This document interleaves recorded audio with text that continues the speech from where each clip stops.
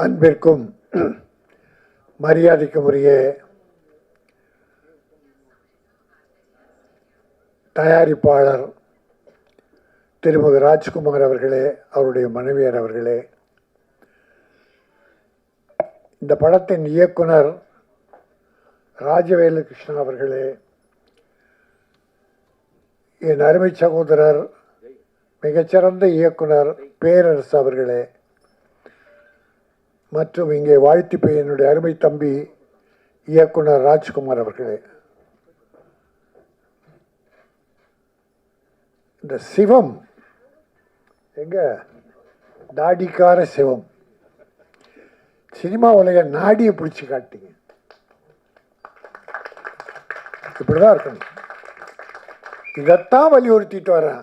15 வருஷமா இதைத்தான் வலியுறுத்தி வர்றேன். திட்டமிடல், சிக்கனம். சினிமாவில் எவ்வளோ சிக்கனம் படுத்தணும். நான் இந்த சால்வோ போட்டுக்க மாட்டேன்ட்டேன். அது கூட வேஸ்ட். ஏன்னா தயாரிப்பாளர் பணம் போட்டுட்டா எடுக்கிறது பெரிய கஷ்டமாக இருக்குது. திரும்பி வர்றதே இல்லை. நூற்றுக்கணக்கான தயாரிப்பாளர் காணாமல் போயிட்டாங்க. வலசவாக்கம், சாலிகிராமம், காபிஸை பாருங்கள். போன வருஷம் படம் எடுத்த யாராவது இப்போ இருக்காங்களா பாருங்கள். ஏறக்குறைய இந்த 2-3 வருஷத்தில் ஒரு 300 படங்கிட்ட எடுத்தவங்களே காணும். ஆனால் தம்பி சொன்ன மாதிரி திட்டமிட்டு வீண் செலவுகள் செய்யாமல் தேவையான அவசியமான செலவு செய்யணும். சினிமாவுக்குன்னு சில அவசிய உயிர் பிரச்சனைகள் இருக்குது, அது வேணும். அதாவது 25 நாளில் படத்தை முடிச்சேன்னாங்க, மிகப்பெரிய விஷயம். 40 நாள் போகிறதெல்லாம் வேஸ்ட். நான் உதாரணத்துக்கு சொல்கிறதா ராமநாராயணன், பசி துரை 28 நாள் 25 நாள் தான் படம் எடுப்பாங்க. 100 நாள் போடும். ராமநாராயணன் படம் 25 நாளில் ஷூட் பண்ண படங்கள்லாம் 70-80 படம் 100 நாள் ஓடி இருக்கு. அதனால் நாள் முக்கியம் இல்லை. திட்டமிட்டு செலவினங்களை குறைத்து தேவையான செலவு செஞ்சு நடிகர்கள், தொழில்நுட்ப கலைஞர்கள் அத்தனை பேரையும் அற்புதமாக பாராட்டினேன். உட்காரு. அத்தனை பேரும் நன்றி உணர்வோடு பாராட்டினார்.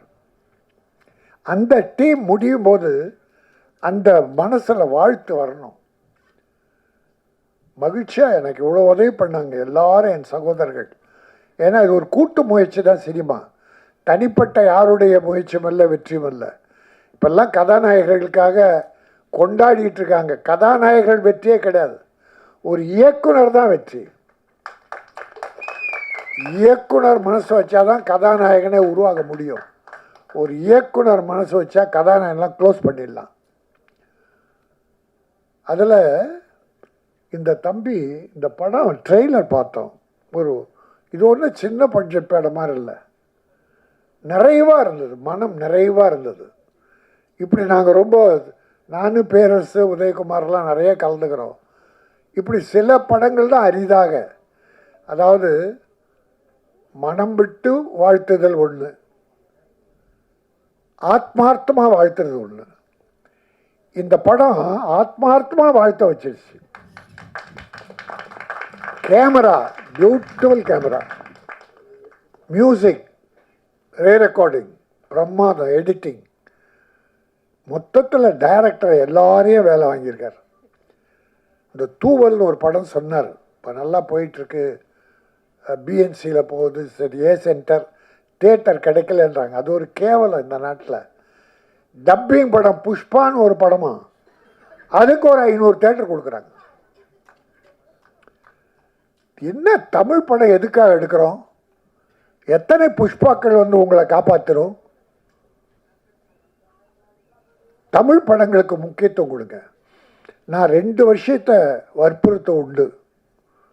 வலியுறுத்துவது உண்டு. ஒன்று, தமிழ்நாட்டில் தயாரிக்கப்படுகிற கைத்தறி கதர் ஆடைகளை அணியுங்கள். அதோட நம்முடைய நெசவாளிகளின் குடும்பங்கள் வாழ பயன்படும். இதை நான் போட்டுக்காத காரணம், இது ராஜஸ்தான் சூரத்தில் தயாரிக்கிற ஒரு ஜிகினா. சினிமாவில் நிறைய ஜிகினாக்கள் இருக்காங்க, ஷோ காட்டுறவங்க நிறைய இருக்காங்க. அந்த ஷோலாம் நமக்கு வேண்டாம். ஒரு சால்வை பூச்செண்டெல்லாம் வேண்டாம். சிம்பிளாக ஒரு கதர் ஆடை, இந்த கைத்தறி ஆடை அது அணிவிங்க. அது தமிழ்நாட்டுக்குரியது. கிடைக்காத போது நம்ம வேறு மாநிலம் போகலாம். அதே போல் சிறப்பாக நடித்த நம் நடிகைகள் பிரமாதமாக பண்ணியிருக்காங்க. தமிழ் இதில் என்ன பிடிச்சதுன்னா தமிழ் நடிகைகள். முதல்ல தமிழ் நடிகர் நடிகை தேடுவோம். கிடைக்காத பட்சத்தில் நமது சகோதர நாடான ஆந்திரா, கர்நாடகா, கேரளா கிடைச்சா பார்ப்போம். இதுலேயும் கிடைக்கலன்னா அப்புறம் அந்த இந்திக்கு போங்க. இந்திக்கு போனால் அங்கேருந்து அதுக்குன்னுடைய செலவு, 3 ஸ்டார் ஹோட்டலு, அதுவே பாதி படத்தை விழுங்கிடும். அதனால் நம்முடைய தமிழ்நாட்டில் உள்ள நடிகர்கள், டெக்னீஷியன்ஸ் முதல்ல அவங்களுக்கு வாய்ப்பு, அவங்கள வாழ வைப்போம். அவங்க நன்றியோடு நினைப்பார்கள். அதனால் இது ஒரு கிரைம். எல்லாம் இருக்குது, எல்லாமே இருக்குது. அதனால் இந்த படம் நிச்சயம் வெற்றி பெறும். இன்றைக்கி சின்ன படங்கள்லாம் மிகப்பெரிய வெற்றி பெற்றுக்கிட்டுருக்கு. லப்பர் பந்துன்னு ஒரு படம் யாருன்னா கேள்விப்பட்டீங்களா? அது எவ்வளோ பெரிய வெற்றியை தரும்னு யாருன்னா கேள்விப்பட்டோமா? சார் 2 தியேட்டரில் ஒரு பெரிய ஹீரோ படம் சார், பெரிய பட்ஜெட் படம். அதுக்கு 3 ஷோ, இதுக்கு 1 ஷோ கொடுத்துருந்தாங்க. ரப்பர் பந்துக்கு ஒரு வாரம் முடிஞ்ச உடனே அது 1 ஷோ ஆயிடுச்சு, இது 3 ஷோ ஆயிடுச்சு. இதை யார் முடிவு பண்ணுறது? சின்ன படம் பெரிய படம்? மக்கள். த மவுத் டாக், மவுத் பப்ளிசிட்டி. 100 பேர் வந்து படம் பார்த்தான்னா, ஃபஸ்ட்டு ஷோவில் ஒரு 100 பேர் வந்தான்னு வச்சுங்க அந்த படத்துக்கு. இந்த படம் அப்படி நெளிய விடாமல் அப்படி நிமிந்து உட்கார வச்சிருச்சுன்னா, அவன் வெளியே வந்து ஃபோன் பண்ணுறான், மச்சான் படம் சூப்பர், பார்க்கணும், கண்டிப்பாக பார்க்கணும். அவன் 1000 பேரை உள்ள அனுப்புகிறான் சார். அப்படி படங்கள் இருக்கணும். இந்த படம் நிமிர வைத்தது. ரீரெக்கார்டிங் அற்புதமாக இருந்தது. ஒரு பெரிய படத்துக்குரிய அத்தனை அம்சமும் இதில் இருந்தது. அதனால் என் தம்பி புவன் ஒரு நல்ல படத்தை வாழ்த்துவதற்காக என்னை வாய்ப்பு தந்தான். அது பெரிய வாய்ப்பு. இப்படியெல்லாம் அமையிறது பெரிய கஷ்டம். இப்போது ஒரு சின்ன விஷயத்தை சொல்கிறேன். பிறரை வாழ்த்துவதாலே, மனம் நிறைந்து வாழ்த்துவதாலே முதல்ல நாம் வாழறோம். ஏன்னா அந்த வாழ்த்து எங்கேருந்து வருது? நம்ம உள்ளத்தின் அடித்தளத்திலிருந்து வருது. அப்போ நாம் பூரிப்படைகிறோம், நாம் புத்துணர்வு பெறுகிறோம்.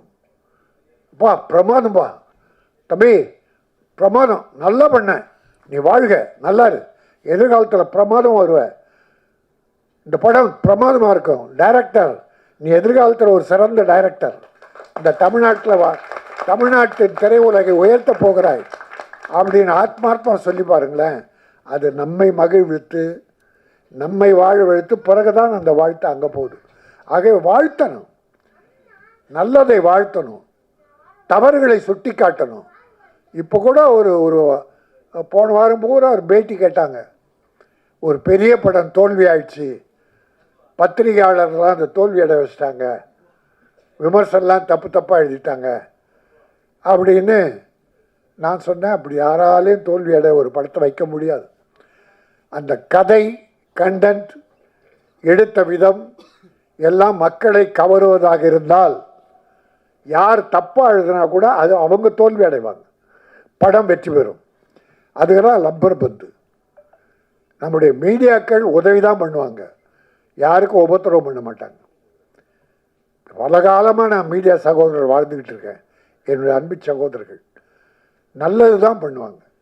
ஆக நல்லதை நல்லபடி எழுதுங்கள், தவறுகளை சுட்டி காட்டுங்கள், காட்டணும்.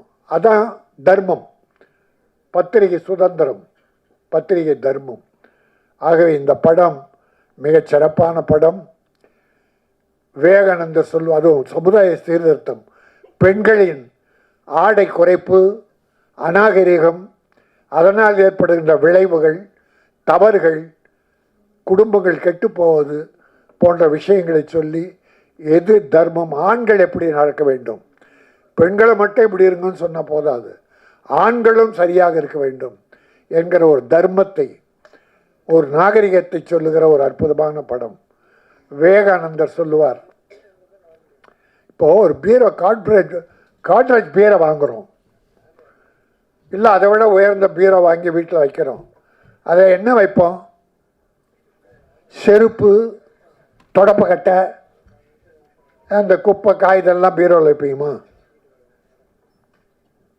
பட்டு புடவைகள், தங்க நகைகள் போன்ற உயர்ந்த பொருளைத்தான் அந்த பீரோவில் வச்சு பத்திரப்படுத்துவோம். அதேபோல் மனம் என்பது ஒரு விலை மதிக்க முடியாத ஒரு பீரோ. அந்த மனம் என்கிற ஒரு அற்புதமான பீரோவில் நல்லவைகளை மட்டும் சேர்த்து கொள்ளுங்கள். குப்பைகளை தூக்கி போட்டுருங்க, குப்பையை போடாதீங்க. அது விவேகானந்தர் சொல்கிறார், நீ எப்படி இருக்க வேண்டும்? நீ பூவாக இருக்காதே, செடியாக இருங்க. இப்போ ரோஜா காலையில் பூக்கும், தாய்மார்கள் பறித்து மாலை தலையை சூடுவார்கள், மாலையில் வாடிவிடும், பூவை தூக்கி போட்டுருவாங்க. ஆனால் செடியை போட முடியுமா? செடி பூத்து கொண்டே இருக்கும். அதை போல மனிதர்கள் பிறருக்கு உதவி செய்து கொண்டே இருக்க வேண்டும். நாம் முதல்ல நல்லா இருக்கணும், நாம் நன்றாக இருந்து பிறரை வாழ வைக்க வேண்டும். இதுதான் மனித தர்மம், மனித நேயம், மனிதாபிமானம். ஆகவே இந்த அத்தனையும் இந்த தயாரிப்பாளரும் அவர் மனைவியும் ஒரு நம்பிக்கையோடு வந்திருக்கிறார்கள்.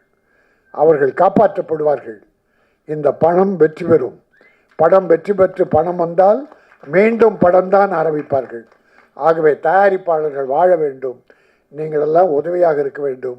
இந்த குழுமத்திற்கு, இந்த டெக்னீஷியன்களுக்கு, நடிகர்களுக்கு, இயக்குனருக்கு, தயாரிப்பாளருக்கு எல்லோருக்கும் என் ஆழ் மனதிலிருந்து வாழ்த்துக்களையும் வணக்கத்தையும் கூறி வாழ்க வாழ்க வாழ்க.